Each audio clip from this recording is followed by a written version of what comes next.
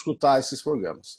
Então, hoje, a segunda vez, o segundo teste desse podcast, eu estou fazendo com um gêniozinho, né? Mais um gêniozinho da odontologia, que pelos acasos aí virou meu amigo também, que é o Juvenal, que está aí na tela. Então, Juvenal, é um bate-papo, tá? Tudo bem, tudo tranquilo. Tá? Eu queria que você começasse, né? É um bate-papo, não, eu que vou perguntar. Tá? Aqui quem manda sou eu. Fechou. Tá bom? Tô brincando. Tô brincando. Vou começar assim, ó. Gostaria que você se apresentasse. Quem que é o Juvenal? Né? Só para o pessoal saber mais ou menos quem é essa pessoa que está aí do meu lado, na minha frente. Pô, agora você me fez pensar a respeito disso, mas eu vou começar de uma maneira bem honesta. O Juvenal é filho da dona Helena e do seu Silvio, irmão mais novo da Ângela, que é minha irmã mais velha, e do Luiz, que é meu irmão, que vem 3 anos antes de mim. Esse é o meu núcleo familiar. Nascido em Avaré, bem perto de Bauru, e me mudei muito cedo para Bauru, acho que eu devia ter uns 9 anos. E assim, que esse é o Juvenal. Esse é o Juvenal, a base do Juvenal. A base. Uma família bem Certo. humilde, Aham. sinceramente bem humilde. Continuo sendo essa base, a essência é essa aqui. Então vamos lá. A partir dessa base, né, que você acabou de nomear, você me falou que você fez o curso lá na década de 80, né? Que curso que você fez lá em Bauru? Que época que foi isso? Olha, é engraçado isso, né? Você sabe que essa questão aqui tem bem... Isso que vai acontecer, obviamente, né? A gente vai estar falando sobre eu estar hoje em Nova York, né? Aconteceu na primeira conversa que eu tive com o coordenador do curso de prótese. Mas foi Lá assim, no começo. começo. Eu fiquei numa dúvida sobre aquela questão de profissão, assim que terminei o colégio. Quantos anos você tinha, Juvenal? Eu tinha 17 para 18 anos. Uhum. E aí, é uma questão de escolha. Olha só que interessante, né? Isso é uma questão bem importante. Eu não tinha ideia o que era prótese. Não fazia ideia. Mas eu tive um raciocínio meio lógico. Naquela época, parece que tudo que era moda, né? Família, todo mundo fazia um determinado curso, né? Eletrônica, que estava na moda, ou computação. E era o curso de momento, de mercado e tudo mais. E nessa época, eu era auxiliar de escritório. Eu tinha feito algumas visitas para algumas empresas que eu tinha que visitar e, por coincidência, tinha um dentista que eu visitava regularmente para fazer aquela escrita fiscal, aquela coisa. E nesse consultório tinha um laboratório de prótese. Olha Aquele bem só. antigo, bem tradicional. E por uma vez, por curiosidade, eu acabei entrando naquele laboratório e conversei por alguns minutos com um protético. Ele me explicou o que era aquilo, mas eu não fiz assim muita, como é que se diz?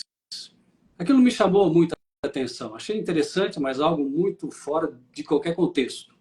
Mas meses depois eu tive que escolher uma profissão. E aí eu tive uma dúvida assim muito grande.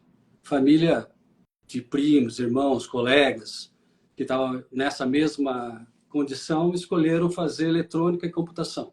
Primos, ou seja, a família inteira. Meu irmão. Cara, eu já vou sair no mercado e Isso é errado. E aí eu lembrei daquela ideia de prótese. Fui procurar naquele catálogo do Guia Estudante, o que era prótese e tal. E falaram umas coisas bem interessantes, precisava de habilidade manual.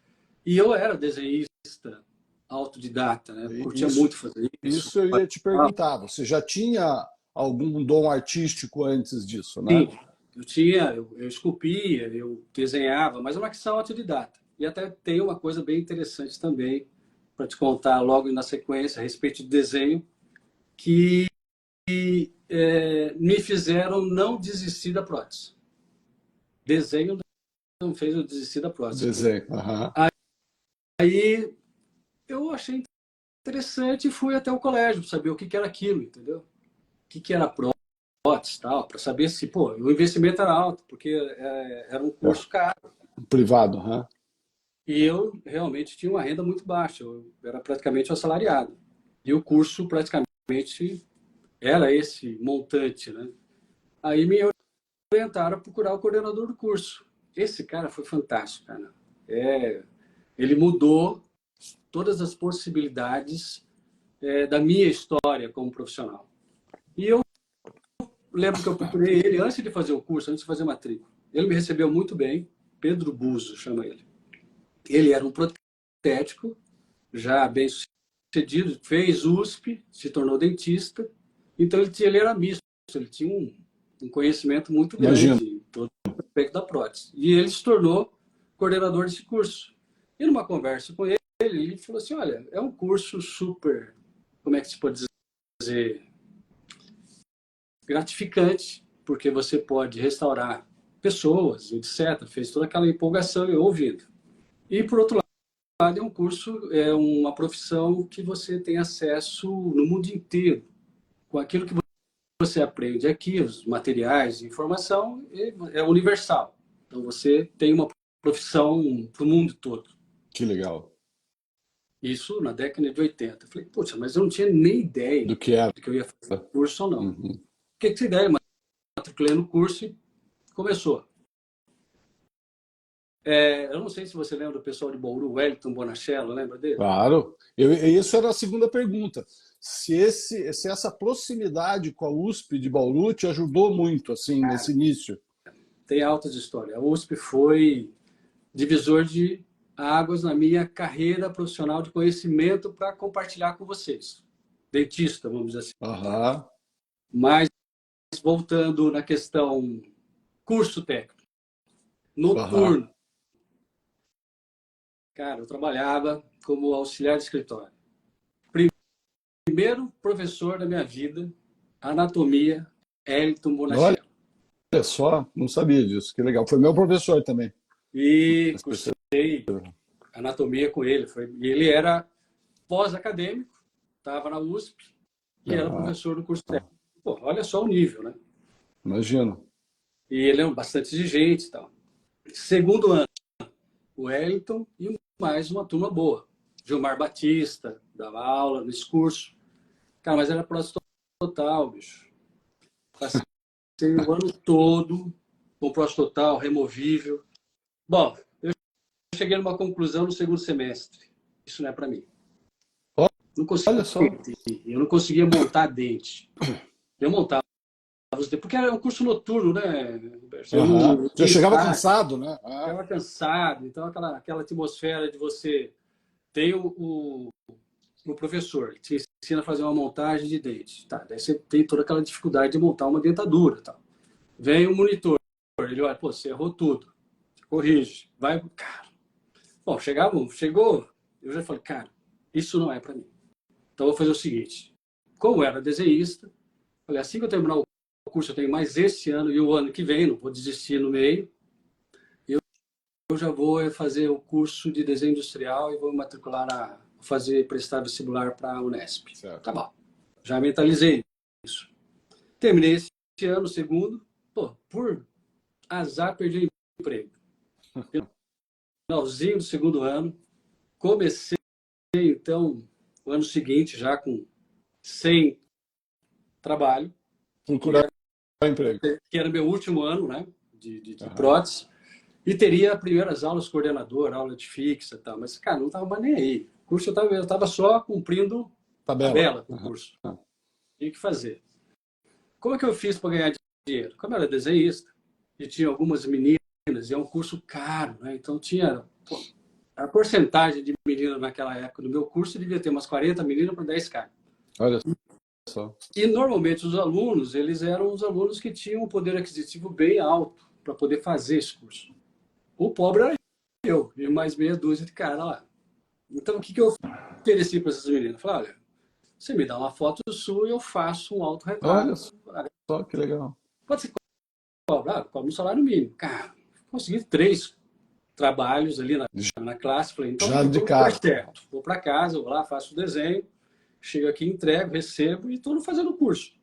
Para mim, próximo, não vai rolar.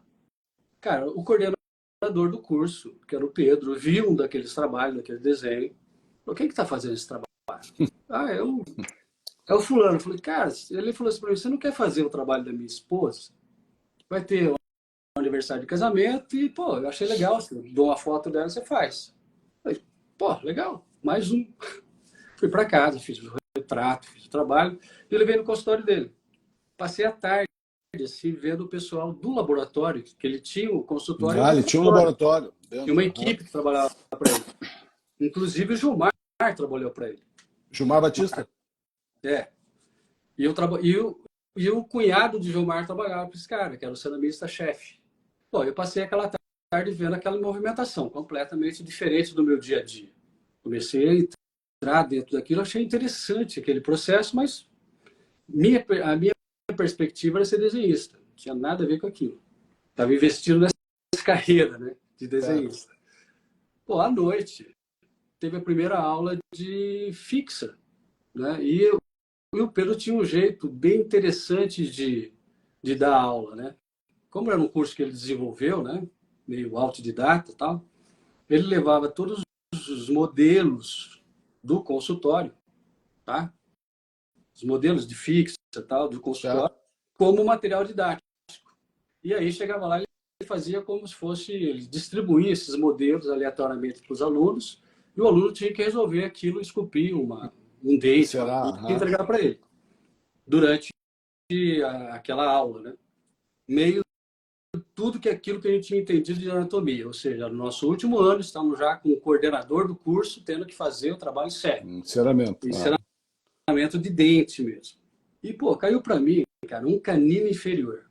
E tem pessoal que saiu com uma fixa, outro com 3 elementos, molar. E, pô, um canino inferior, cara, ou o primeiro pé inferior, uma coisa assim. Eu esculpi aquilo e levei para ele.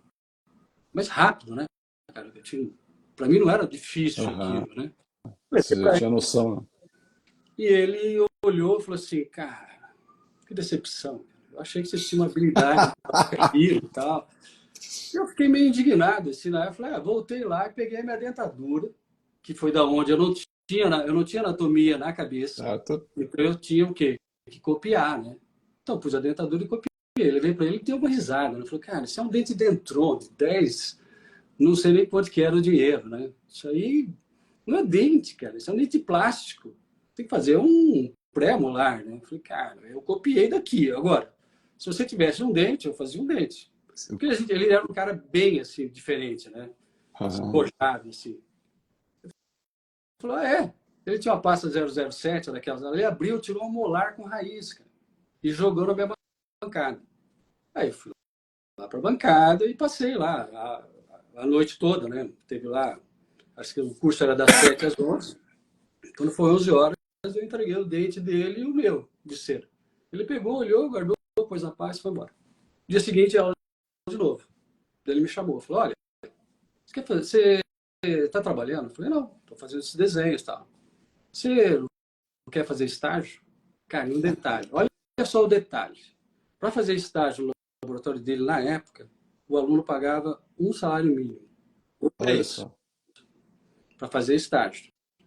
Eu olhei para ele e falei assim, olha, eu não tenho de pagar um salário mínimo, estou desempregado. Ele falou assim, pá, então você não precisa pagar o estágio, você faz o estágio na boa. Cara, pouco esperto ele, hein? Eu falei assim, meu amigo, você não entendeu. Eu preciso trabalhar para pagar pelo menos o curso. Cara, eu lembro que o salário mínimo devia ser uns R$400, sei lá, uma coisa assim, vou falar 400 de dinheiro. E o curso era 180, cara. É quase um terço do salário mínimo, um quarto do salário mínimo. Eu disse, eu te pago 200.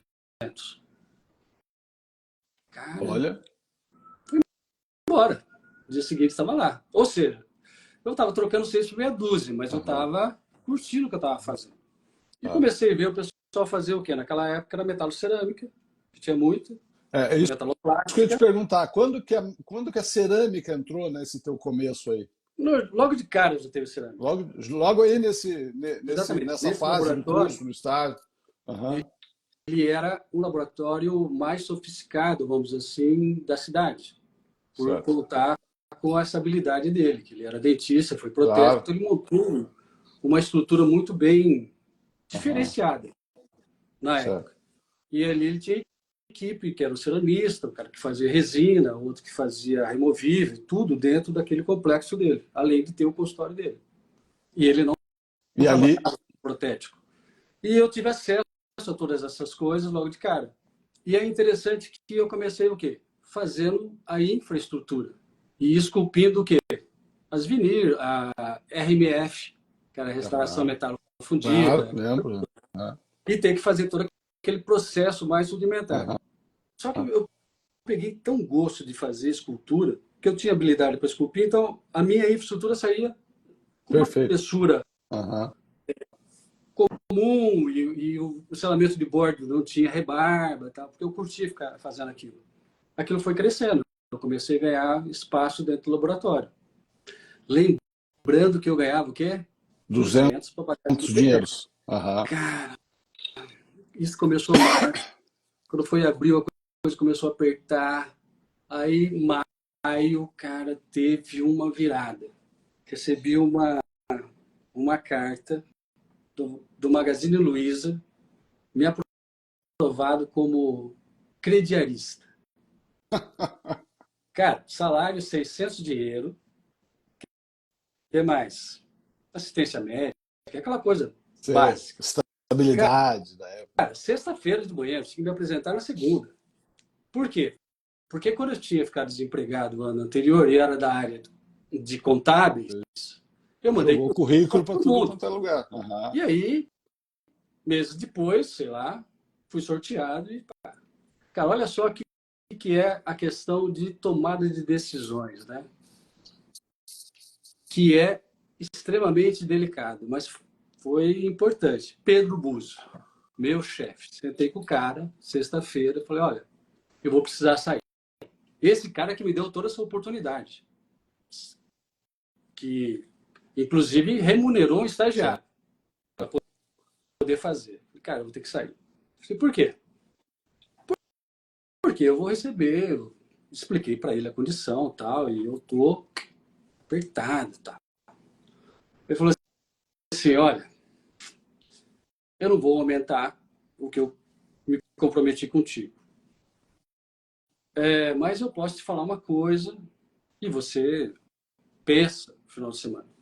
Eu não trouxe você aqui à toa. Mas você não vai aumentar o seu salário hoje, mas eu não sei quem vai ser você um dia. Mas se você sair daqui e for lá para o Magazine Luiza, para ganhar 600 dinheiro agora, daqui 20 anos você vai ser crediarista. Cara, eu escutei aquilo, mas eu não entendi. Né? Mas eu fui para casa, com a cabeça inchada, porque eu comecei a gostar muito de fazer aquilo. Uhum. Ter escutado isso dele também? A parte contábil era uma coisa que eu detestava, não tinha nada a ver comigo. Então eu estava voltando para fazer uma coisa que eu não gostava por conta de dinheiro, porque a gente era muito pobre. Aí eu cheguei em casa, que eu tive o velho, né? Meu pai. Simples. Meu pai, eu tô com esse problema, assim, assim, assim. Aconteceu isso, e meu pai olhou para mim e falou assim, você gosta do que você faz? Eu gosto. E do que você vai fazer, você gosta? Não. Assim, não. Você está precisando muito de dinheiro, filho? A gente não está bem? Sim. Cara, tá.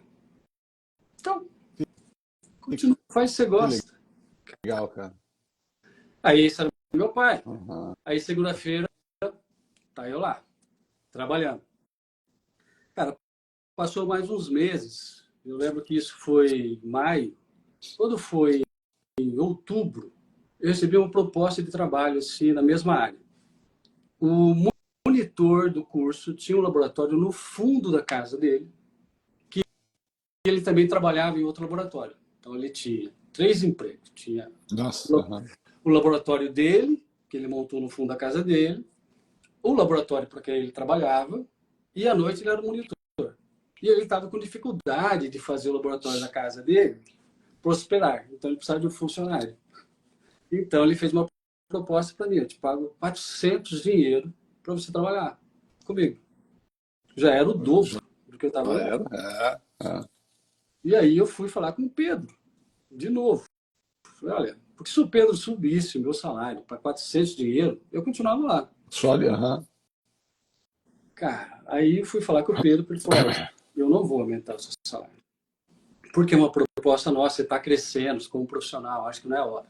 Aí, tá, mas eu recebi uma proposta do fulano para 400 dinheiro. Não, tudo bem, você está livre. Eu só não vou fazer, eu não tenho como prender. Então tá, então eu lembro que isso era 2 de outubro. Tá, saí do Pedro. Saiu? Saí, tudo bem e tal. Ah, e detalhe, vamos voltar um pouquinho, antes de sair do Pedro, volta a fita. O que eu fazia no laboratório, Aurélio? Eu era estagiário, certo? O estagiário faz o quê? Todos os trabalhos tem que fazer e depois faxina, organização. Sábado trabalhava até meio-dia, toda a equipe, normalmente. E quando chega a partir do meio-dia, eu fazia faxina até as 5 da tarde. Passava a cera e tudo mais. E teve uma coisa interessante que ocorreu também, que eu acho que não dá para passar, assim. A questão de ego, né? Uma coisa importantíssima para a gente falar. Eu tive um incidente nesse laboratório bem interessante, com o meu chefe, né, na época. Na época. Havia uma possibilidade de ele tirar férias. Ia pescar, uma coisa assim. E tinha um dentista muito exigente que vinha todo sábado trazer uma quantidade de trabalho e levar no outro sábado. Aquela coisa. E só ele punha a mão no trabalho do cara. Mas, cara, era assim, RMF, aquelas coisinhas, bloquinho, coisa e tal. Né? Um dentista do interior, super sério, um cliente bem quisto no laboratório. E naquele sábado eu estava lá fazendo faxina, eu, o pessoal, e ele informou esse cara, falou, olha, eu vou sair de férias e eu não vou poder pegar esse trabalho de você. Pô, mas eu tenho esse trabalho para entregar a semana, tal dia, tal. Você vai ter que esperar. E o Pedro, que era o dono do laboratório, óbvio, né? Ouviu a conversa, falou, não, deixa um trabalho aí que a gente faz e tá tudo certo. Semana que vem você vem, pega o outro e tal. E o dentista ficou feliz e foi embora. Daí esse meu chefe, ele olhou para os dois, para mim e para o Pedro, e falou assim, ó, esse cara é exigente. É o top. E ele vai e eu vou ter que refazer trabalho. Fez um sermão. Porque o Pedro falou assim, o Juvenal faz. Entendeu? Você faz, Juvenal? Eu com a vassoura na mão falei, é fácil. Fácil, né? É fácil. E o cara ficou puto. Bom, ele saiu, e o cara veio, pegou outro trabalho, ele não estava lá, deixou mais trabalho e foi embora. Quando ele chegou, o cara chegou com os outros trabalhos, que aí então ele já tinha feito esse trabalho, né? E pegou, olhou o trabalho e no mesmo momento eu estava fazendo o quê? Faxina. E o cara perguntou assim para ele, cara, quem fez os trabalhos da semana passada? Cara, o faxineiro. Ele ergueu a lupa, não falou faxineiro, mas é quase isso. Ele ergueu a lupa e falou assim, o meio alecron ali. Falei, cara... Eu falei, putz, eu tô fodido, né, cara? Agora eu tô... O cara falou, cara, que trabalho legal. Eu não precisei dar nada. Coloquei, bati o carbono. Cara, parabéns. Cara, meu sorriso veio aqui, fiquei feliz. Né? Terminei de fazer faxina, tá? Trabalhei segunda-feira. Segunda-feira, à tarde, na escola, que eu ainda cursava, né? O Pedro chegou e falou, tô com um problema. Eu falei, o quê?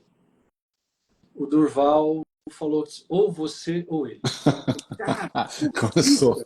Eu ganhava 200 dinheiro, cara. O cara ganhava 3 e pouco. O cara chegou lá e falei, não sei. Falei assim, você fez uma coisa? Eu falei, não. Fiz o trabalho. Porque ele chegou agora no meu escritório antes de eu vir e falou isso pra mim. Eu falei, tá. Um dia seguinte, ele falou, cara, né? Eu falei, tô precisando de trabalho, de dinheiro. Fiz alguma coisa que não devia, sei lá. O cara fechou a porta do escritório e falou assim, olha, vamos fazer você quer ficar aqui? Quero. Então, a partir de hoje, você faz esse trabalho e esse trabalho. E se alguém perguntar quem fez, você fala que fui eu. Ó. Meu Deus. Falei, cara, beleza. Tô dentro. Eu fui ganhando experiência, mas é um negócio muito estranho, né? Bom, e quando eu me vi saindo do Pedro por 400 dinheiro, eu falei, cara, não volto mais aqui nem que a vaca tussa. Cara, o que era trabalhar nesse rapaz, bicho? Teleternite no fundo da casa dele, sem ar-condicionado, lamparina, álcool, para derreter a cera, você põe um pouquinho acima da cabeça, a cera já derretia. Mas isso. Bom, eu sei que dali, cara, em termos de um mês, menos disso, mais um amigo, mais outro, eu consegui 2 trabalhos. Um em Pederneiras, que é uma cidade bem vizinha. Eu ia 2 vezes por semana, fiz o teste, o cara falou assim, olha, gostei de você. Só para esculpir, cara. Esculpir para ele fundir, que era metaloplástica. Claro. Pagava o almoço e o transporte. Mas eu não posso pagar muito, ele falou para mim. Tá, e quanto você paga? Posso pagar 50 dinheiro por dia. Eu preciso de você na terça e na sexta. Eu fiz as contas, falei, cara, é 400 no fulano, mas 400 aqui já são 800. Já cara, dobrou. E eu tava livre para fazer trabalho, porque dava conta de fazer nos 2 lugares, né, cara? Claro. Cara, agora passou o feriado de 2 de novembro, que era finados, né? Um mês depois. Um dos funcionários foi na minha casa, no finados, falou, olha, o Pedro quer falar com você amanhã. Eu, tá. Vou lá falar com o Pedro, o que é? Não, ele precisa muito falar com você. Então, assim, antes de você ir para o Tony, você passa lá e fala com ele. Eu, tá, fui lá falar com o Pedro. Ei, Pedro, tudo bem? Tá, tudo bem. Vou falar a real para você. A gente colocou mais 2, 3 caras aqui e não estão dando conta do que você fazia sozinho. A gente quer que você volte. Quando você quer para voltar? Eu pensei assim, falei, cara, Tony, Pederneiras, esse cara é super legal, não tem esse chefe chato. Pedro, eu quero 1.000 dinheiro fixo, 7% de comissão, não faço mais faxina no sábado. Virou sócio. E eu preciso livre terças e sexta-feira. Ele olhou para mim e falou assim... Tá abusado, hein? Você livre terças e sexta-feira, você garante o trabalho? Garanto. Então você começa amanhã. Show de bola. Cara, em um mês, no mês seguinte, quando foi em dezembro, eu faturei 4.000 dinheiro, fazendo a mesma coisa. Juvenal, foi essa época que você viu que você era diferentão, concorda comigo? Né? Você viu que você tinha um dom para um negócio, né? Porque isso aí você não aprendeu lá no laboratório, no teu curso. Você tem um dom, e então foi nessa época que você viu que você era diferente dos outros. Eu não tinha essa percepção, porque eu queria fazer um bom trabalho dentro daquilo que pedia. Um pouco mais caprichado, porque era um zelo de fazer. Mas você foi vendo que você era diferente, né? Óbvio. Isso te mostrou, né? Mas não era assim, porque eu não tinha essa questão de fazer um bom trabalho, porque eu curtia fazer aquilo. Mas o meu tempo de execução também era diferente, né? E, ou seja, eu não vi a hora passar fazendo aquilo.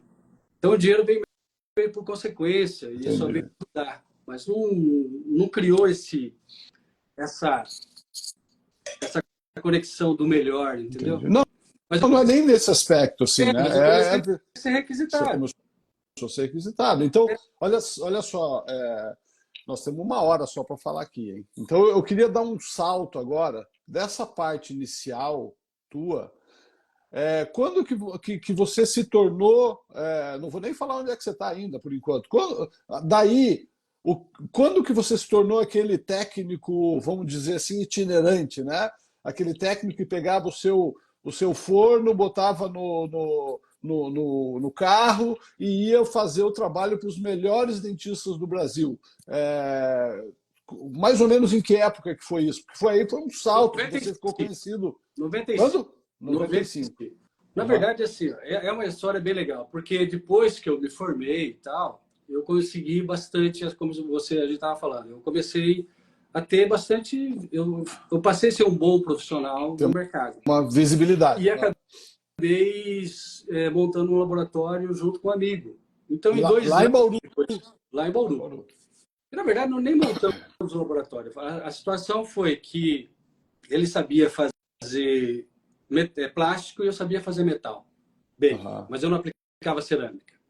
E ele praticamente arrendou um laboratório em movimento com tudo, que fazia especificamente isso. E aí ele me ofereceu a sociedade para entrar com ele, para a gente poder tocar. Anos depois, isso foi em 85, 87, anos depois eu montei o meu, né?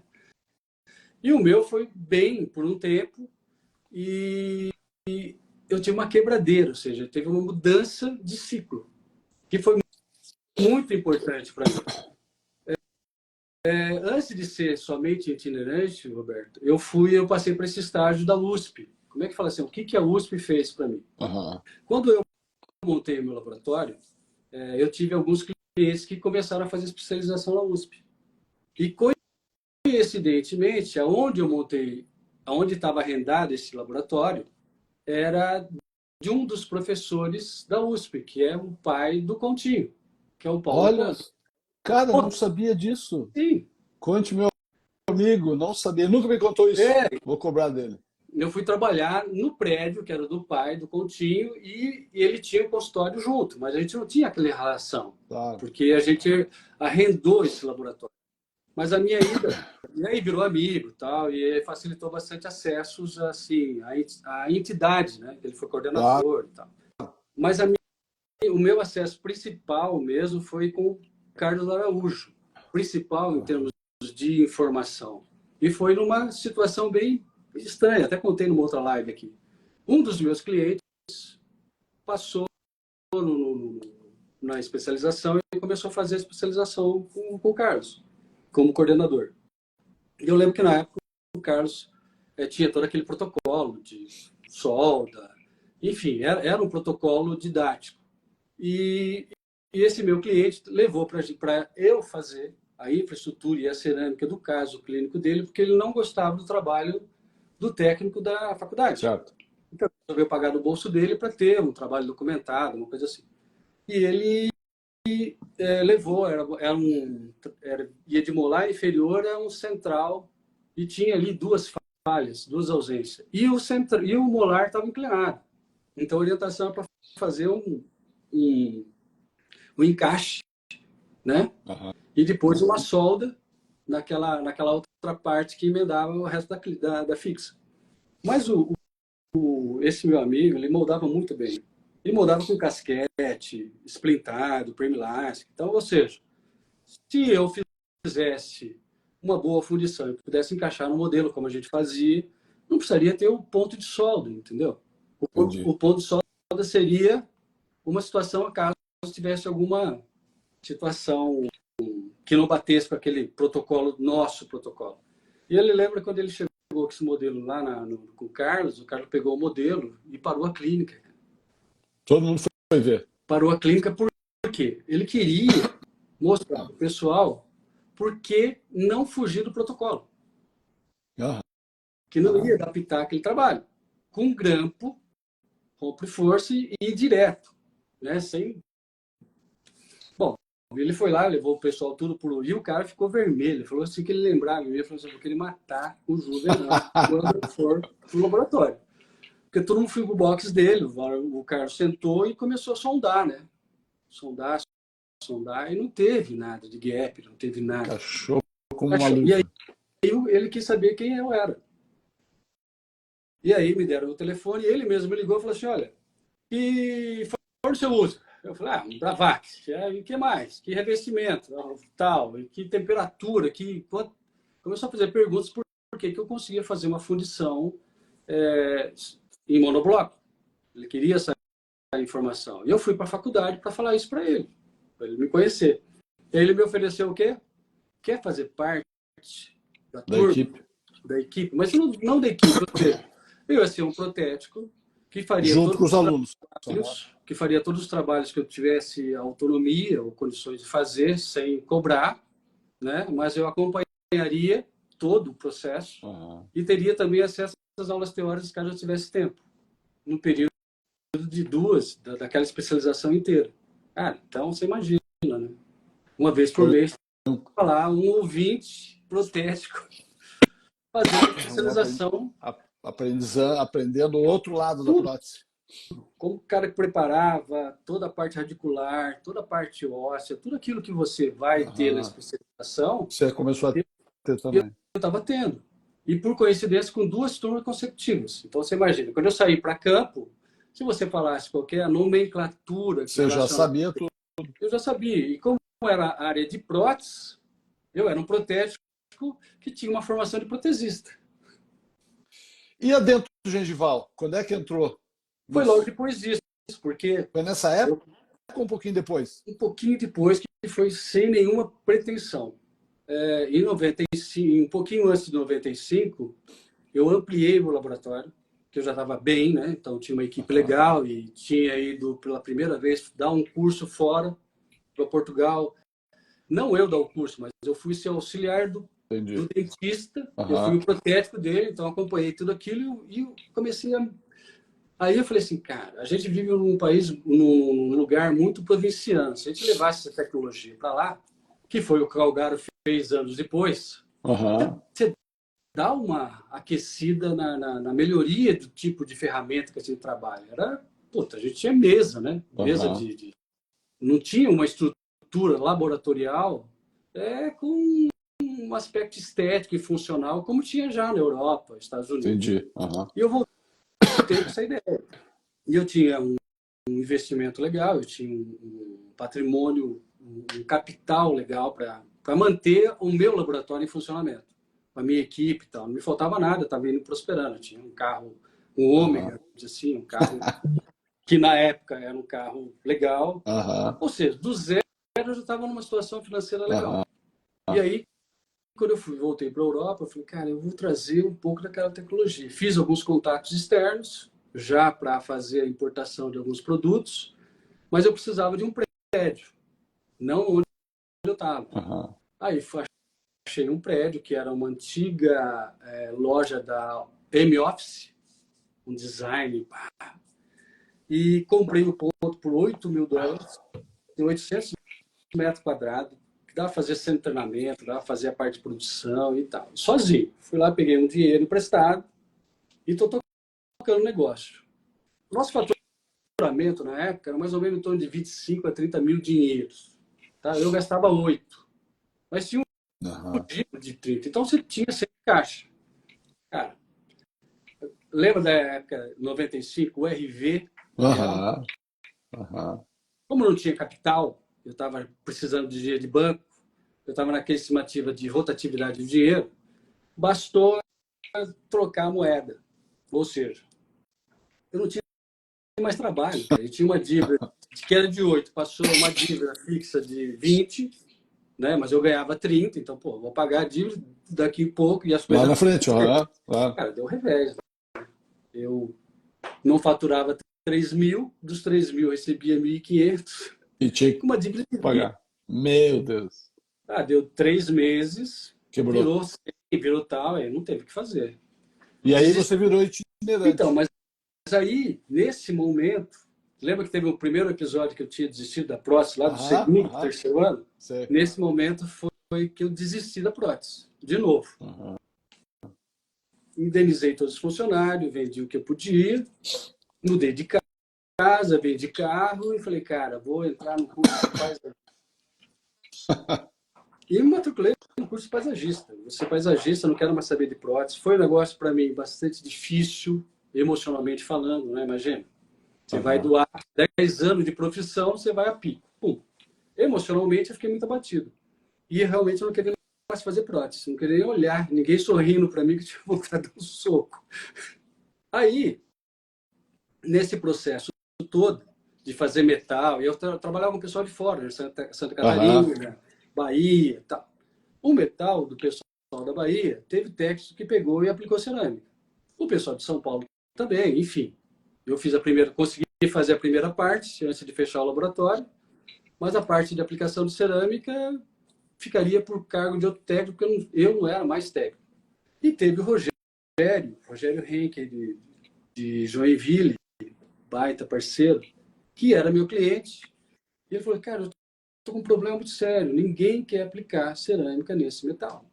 E eu já paguei o metal, e não é questão de dinheiro, é questão de conclusão do trabalho.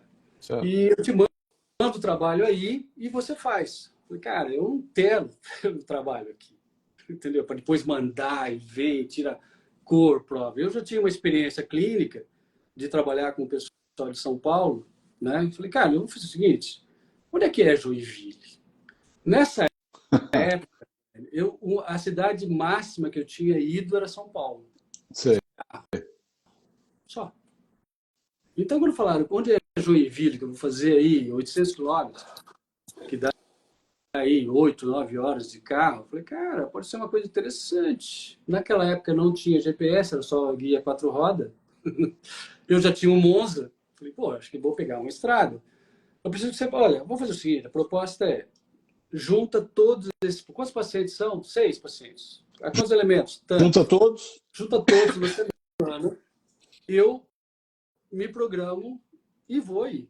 Você tem um espaço, um escritório, uma coisinha? Eu falei, tenho. Eu falei, então vai ser assim. Porque daí, cara, eu passo uma semana da minha vida e resolvo essa pendenga e fico pronto.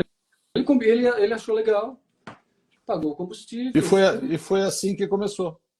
Eu fiquei na casa dele, hospedado, né, tal. E naquela semana a gente concluiu todos os trabalhos. Não tinha muita evolução, porque eu estava ali perto, eu via fechar uma meia, uma maquiagem, um bordo que não ficou legal, um ângulo que não ficou legal. Então ficou uma coisa dinâmica, fácil e rápido. Ele, então, amou. E essa dinâmica que era interessante. Não tinha custo adicional, mas você tinha o quê? Mais uma segunda mão ali, te ajudando a fazer um processo para ser melhorado esse processo. E como eu tinha todo esse embasamento clínico, então não me perdi ali dentro da clínica. Eu era realmente um auxiliar da clínica produzindo cerâmica. E dentro de uma conversa bem séria, uma conversa que pudesse estar gerando essa empatia. Cara, mas era fazer só essa vez. Não era fazer segunda. Daí deu certo, né? Ele me convenceu a fazer mais os 80 elementos que ele tinha parado, porque realmente eu ia ter que fazer alguma coisa.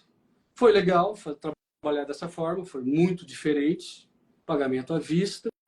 Cara, você tomou gosto. Eu voltei para Bauru, fiz os metais com uma amiga e concluí os 80 elementos, mas nesse meio tempo ele comentou com um amigo, daí esse amigo me ligou e eu acabei virando itinerante por conta disso. Eu criei um mercado completamente diferente da prótese que eu vivia. Convencional. E eu tive todo esse embasamento, então, ou seja, eu tinha uma cumplicidade clínica.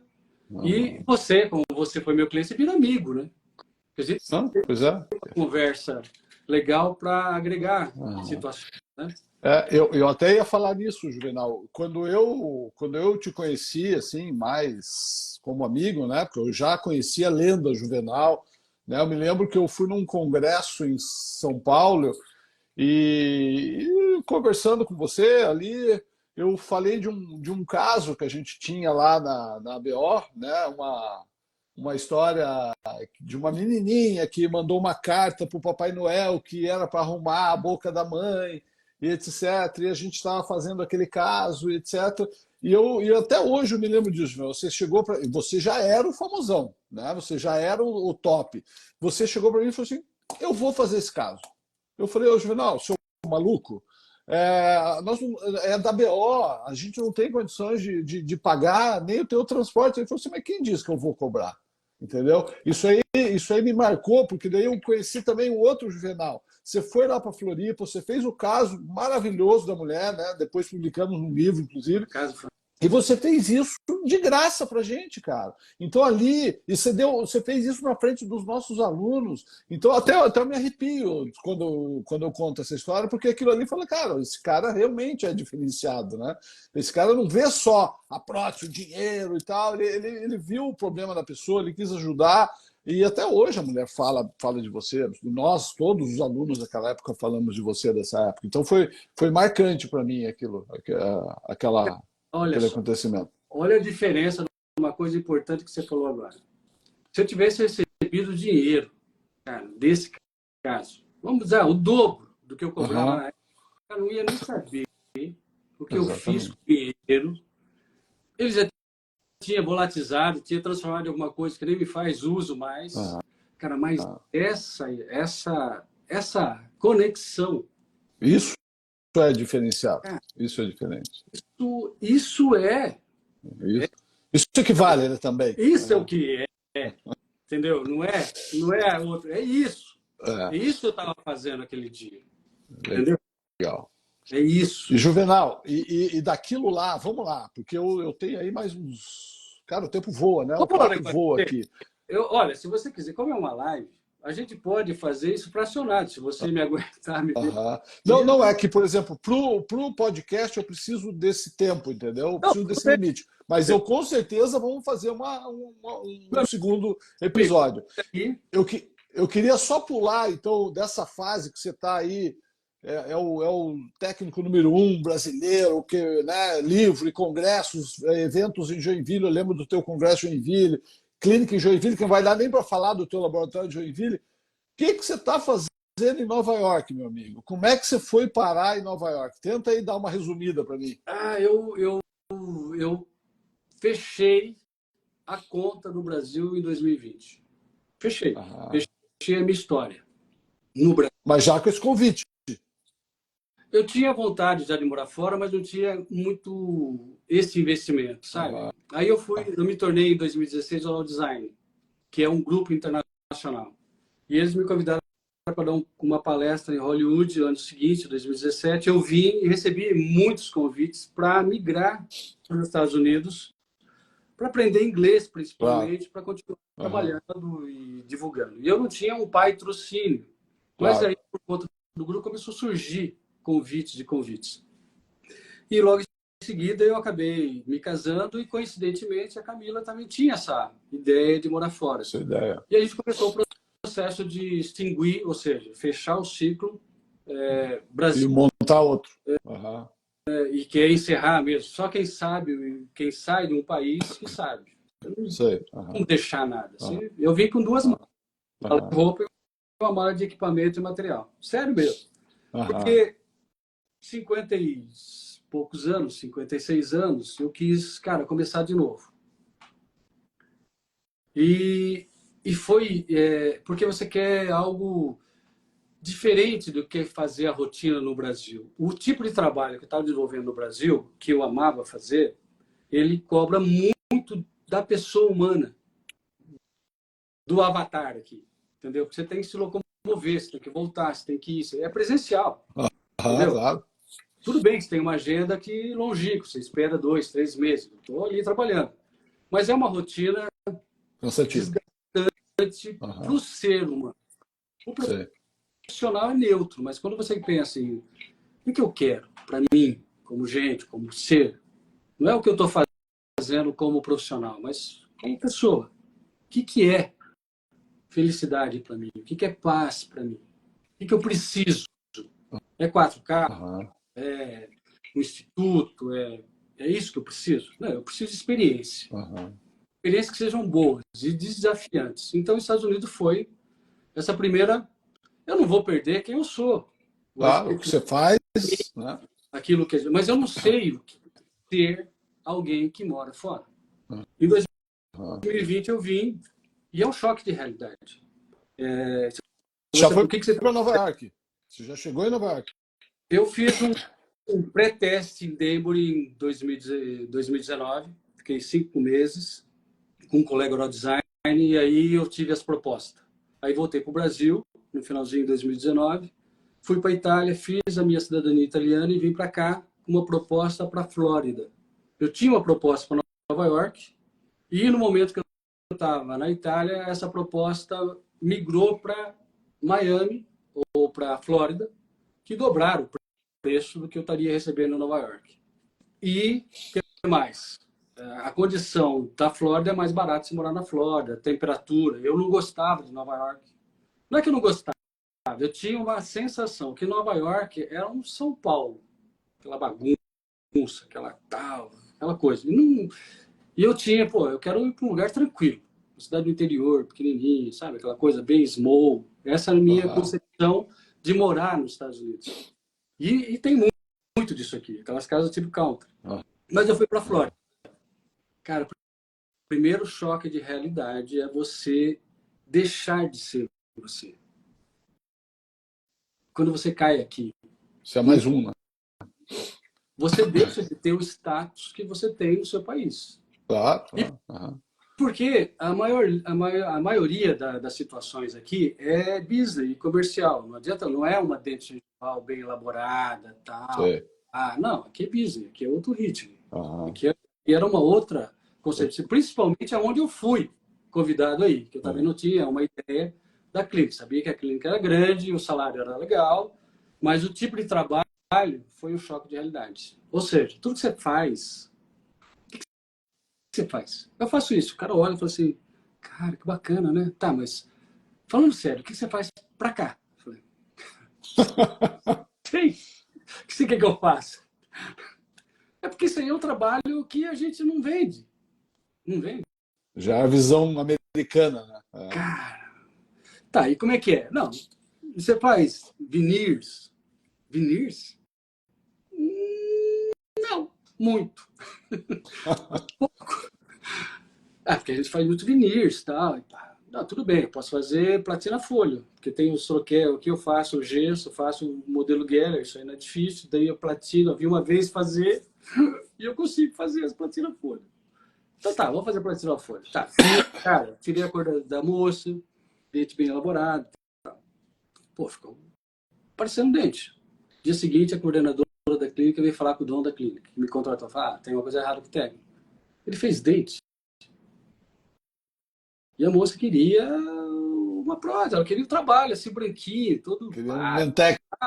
O cara fez lá um transparentes, uns translúcidos, tem lá um grease. Cara, o cara veio falar comigo. Eu falei, cara, mas eu fiz o dente e tal. Pá. Não, não é isso. Não, esquece. Seguinte, cara, é fast food, cara. Quantos modelos de dente você quer fazer? Não, não sei, o que precisar. Então, não, não é que precisar, não fale isso, não, cara. Se você der 3 opções pro cara, você ferra ele. Uma opção, vai lá na bancada, desenha um dentinho que você acha legal e cria isso como modelo. Depois você vai lá e desenha um segundo modelo, talvez mais elaborado, a gente vai pensar em outro preço e tal. É só isso. Eu falei, cara, não, como assim?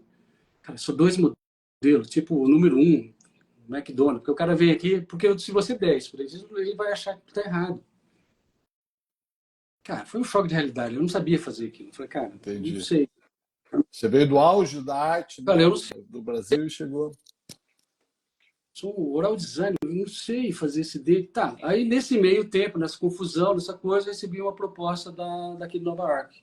Uma dentista, trabalhar para a clínica, ou seja, trabalhar direto para ela, não era um laboratório comercial, em que ela só fazia 70 elementos por mês. Nossa. Eu trabalhava terça, quinta.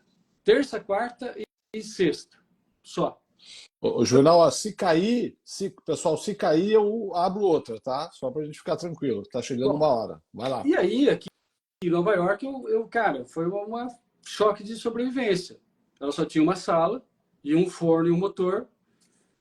E eu, então, tinha passado pela experiência de folha de platina lá na Flórida e falei, cara, esse é o caminho, nunca tinha feito tanto. Olhei, tinha um outro setor que tinha uma pia, não tinha recortador, mas tinha um vibrador. Falei, cara, show. Fui no material de construção, comprei um Dreamer, montei um recortador, liguei na Amazon, preciso de uma mesa e uma cadeira, pô, montei um laboratório em um dia e montei o setor de gesso. No outro dia eu estava fazendo folha de platina. E aí, diretamente tirando a cor, fazendo um pouco do que eu fazia dentro dessa clínica e já desenvolvendo outro processo. Que foi muito legal durante Teve a pandemia, né, que foi um caos, aquela parada. Depois eu fiquei mais uns 8 meses com essa dentista, a coisa começou a mudar, o contrato de Claro. e nesse meio tempo eu conheci uma pessoa fantástica, que é uma empresária, e ela falou assim, cara, eu vou ser sua agente se você quiser. Sério? Eu falei, brasileira, filha do Lair Ribeiro, que é um baita no Olha só. amigo, e ela virou minha agente aqui. E aí eu consegui montar o meu ateliê.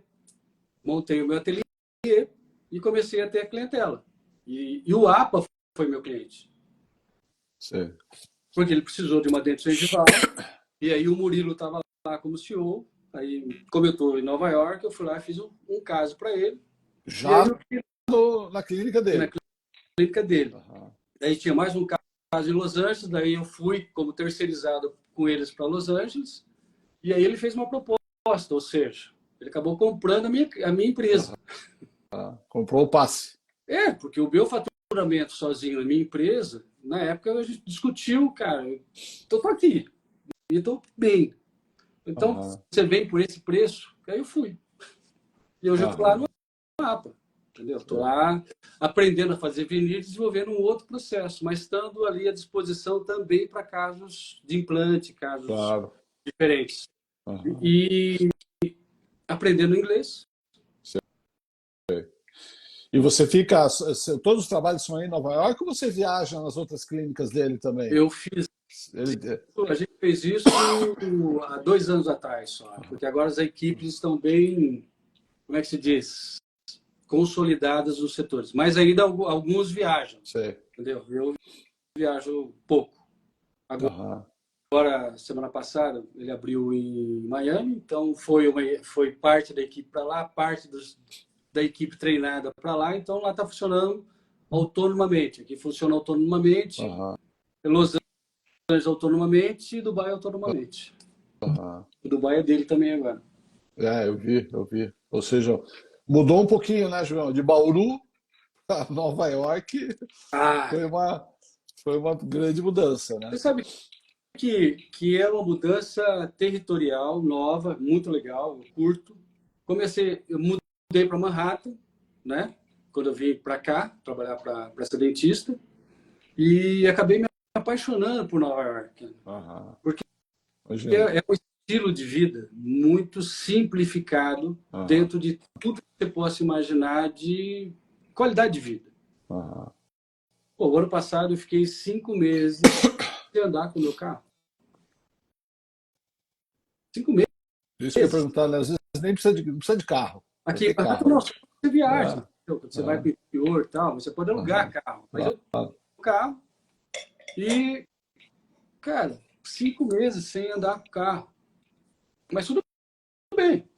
Essa é porque eu gosto dessa situação de Manhattan, de estar morando aqui. Deu tempo até de escrever um livro? A Camila foi ligeira, cara. E ela já vai escrever o segundo agora. E eu não sei se você sabe. Eu vou ser pai agora em abril, né? Não estou sabendo, cara. É mesmo? Olha só. Pai... Parabéns. Não sabia. E foi também uma coisa assim que a gente não estava esperando, não era uma coisa que existia. Olha só, cara. Parabéns, Juvenal. Fico feliz. E essa também vai ser uma novidade. Eu não sei como é que eu vou agredir. Mas o meu processo de trabalho... Um filho americano. Italiano. Da minha época. Sim. Mas assim, tá legal. Eu não sei exatamente o que a gente vai fazer nos próximos meses, assim. De montar um curso online, bem legal. Voltado um pouco com essa história que eu te contei agora. Algumas coisas. Eu descobri muitas coisas interessantes e complementando tanto a minha parte profissional, né? Porque eu estou fazendo outras coisas hoje que eu não tinha tempo para fazer no Brasil. Eu não tinha tempo, não tinha, vamos dizer assim, esse mercado. Tinha gente muito mais qualificada para fazê-lo do que eu. Mas eu poderia ter feito coisas associadas se eu tivesse o conhecimento de folha de platina, por exemplo. Você tem mais ferramenta com simplicidade de desenvolver soluções na sua clínica, por exemplo, com poucos recursos. Porque aí você investe na pessoa, no técnico. É isso que eu estou fazendo hoje, mesmo sem querer. Legal. Vocês estão em quantos brasileiros aí? Como assim? Vocês estão em quantos brasileiros na clínica? Cara, aqui nós temos a Renata, tem o João e eu, o Jota e o Alan.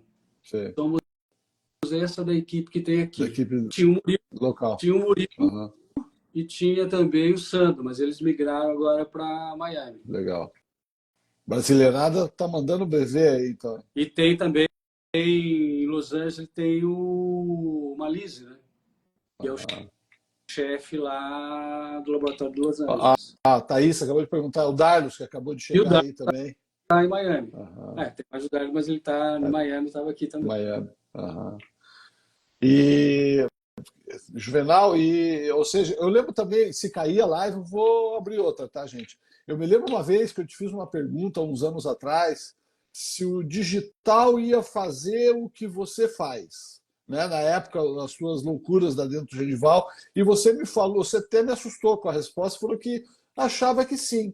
Mas eu pensando bem, eu acho que não, porque o que você foi fazer aí? Se o digital já fizesse o que você faz, você não estaria aí. Esse monte de brasileiro não estaria aí. O processo é diferente. A gente está pensando assim, ó. Se a gente pensar, e é uma coisa que eu faço, eu reflito muito sobre isso. Eu sou da época do Blade Runner. Altos. Claro. É impossível imaginar isso que a gente está fazendo aqui naquela época. Claro. E tem muita coisa que a gente nem tem informação ainda, que é provável, que é possível. E mesclando o cérebro humano aqui na universidade. Inteligência artificial vindo com tudo. Então, quer dizer, eu acho... E outra coisa que eu penso assim, numa atmosfera bem natural. Você acha que o George Washington sabia disso? O seu avô, o seu tataravô? Agora, o seguinte, a nossa biologia não mudou, a condição territorial não mudou, a Terra é a mesma, ou seja, todos os elementos sempre estiveram onde estão. O acesso de informações, aquele salto, aqueles insights, aconteceram numa escala absurda. Não se usa mais. Muitas coisas aconteceram. Só que tem um detalhe, a nossa geração vai até um pedaço de transformação. A gente tem um limite, né? Sabe? De conceito e tal. A gente contribui de alguma forma. Eu talvez, com a Dentro de Genival, alguma coisa que se agregou dentro da sua história profissional que está dentro do aprendizado. Para quantos alunos você já deu aula? Então, essa situação toda faz com que a gente, dentro da nossa geração, permita que o seu contudo seja a base de alguém. E se a pessoa tiver aqueles insights, aquela coisa, ela vai desenvolver processos. Certo. E uma das coisas que eu vivi, e você lembra disso, era a resistência da geração anterior com a informação. Sim. O que a gente tem como informação, ela é a nossa base. Mas muita gente para na base, porque é confortável a base. Eu me lembro das tuas brigas com os desenhos das tuas infraestruturas, que os outros técnicos falam, meu Deus, isso não vai durar nunca. E você está aí até hoje na boca. E o detalhe que já tem até, não sei se você sabe, o Estevam Bonfante, ele desenvolveu um trabalho de laboratório provando...